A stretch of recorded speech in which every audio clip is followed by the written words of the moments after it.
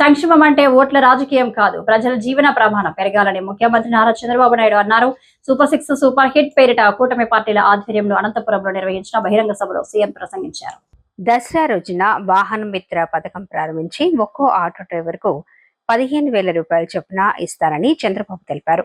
Super 6 హామీలు నెరవేర్చి మాట నిలబెట్టుకున్నాం. జవాబుదారీతనం, బాధ్యత కలిగిన ప్రభుత్వం మాది. ఎన్ని కష్టాలు ఉన్నా ఎన్నికల్లో ఇచ్చిన హామీలు అమలు చేస్తున్నాం. 2024 ఎన్నికల్లో రాష్ట్ర ప్రజలు కూటమికి 95% పైగా స్ట్రైక్ రేట్ ఇచ్చి చరిత్ర తిరగరాశారు. తెలుగు తమ్ముళ్ల స్పీడు, జనసేన జోరు, కమలదళం ఉత్సాహానికి ఎదురుందా? నిర్వీర్యమైన వ్యవస్థను సరిదిద్ది పాలనను గాడిలో పెడుతున్నామని తెలిపారు.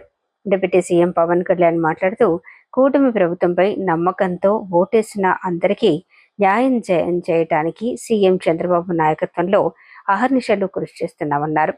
టీడీపీ రాష్ట్ర అధ్యక్షుడు పల్లా శ్రీనివాసరావు, బీజేపీ రాష్ట్ర అధ్యక్షుడు పివిఎన్ మాధవ్, పలువురు కేంద్ర మంత్రులు, రాష్ట్ర మంత్రులు పాల్గొన్నారు. గట్టిగా చప్పట్లు కూడా చెప్పండి, సహకరిస్తామని.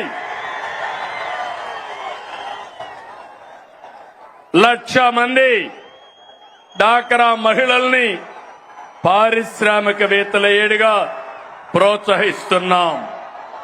తమిళలో భారతదేశంలో అతిపెద్ద సంక్షేమ కార్యక్రమం సమిక్షేమ పండుగ మనమిచ్చే ఎన్టీఆర్ భరోసా పింఛన్లు. పేదల సేవలో మొదటి తారీఖున 64 లక్షల మందికి పింఛన్లు ఇస్తున్నాం. రాష్ట్రం బాగుండాలి, యద్భావం తద్భవతి. మీరు ఎలా ఆలోచించారో మేమందరం కలిసికట్టుగా పార్టీలు వేరైనప్పటికీ రాష్ట్ర హితువు, రాష్ట్ర మనం శ్రేయస్సును దృష్టిలో పెట్టుకొని ఈ రోజున మీ ముందుకొచ్చి ఇంత ఘన విజయంగా, ఇంత దిగ్విజయంతో ఈ సూపర్ 6 కార్యక్రమాన్ని మీ ముందుకు తీసుకొచ్చాం.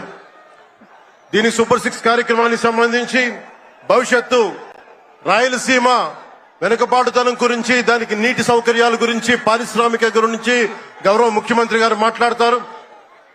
నేను మీ చెప్పదలుచుకున్నది ఒకటి, ఆరోగ్య బీమా పథకం సాకారం కాబోతుంది.